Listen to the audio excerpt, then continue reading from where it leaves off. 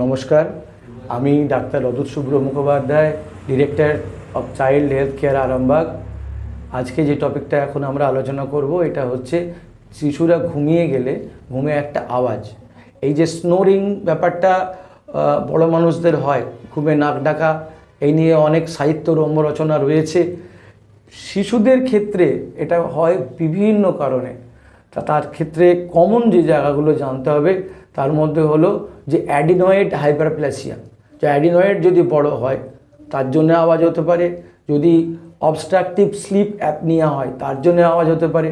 সেটার পেছনে আবার ওবেসিটি আছে কিনা দেখতে হবে, কোনো ল্যারিঞ্জিয়াল মাসেল ওখানে প্যারালাইসিস আছে কিনা, ভোকাল কর্ড টাইপের সেগুলো প্যারালাইসিস আছে কিনা, অথবা ওখানে কোনো হেমানজিওমা বা কোনো টিউমার, কোনো মাস টাইপের আসছে কিনা, ডিফারেন্ট কারণ।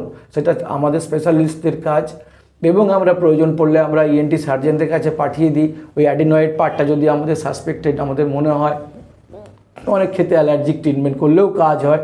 সুতরাং নাক ডাকা একটা গুরুত্বপূর্ণ বিষয়, যেটা আপনাদের ছোট ছোট বাচ্চাদের ক্ষেত্রে অনেক ক্ষেত্রে আপনারা পান, এবং সেটাকে নেগলেক্ট না করে সময় মতো, সময় থাকতে থাকতে আমাদের সাথে যোগাযোগ করুন।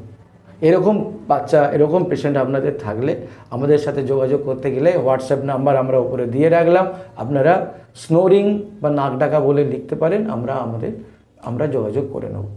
Thank you.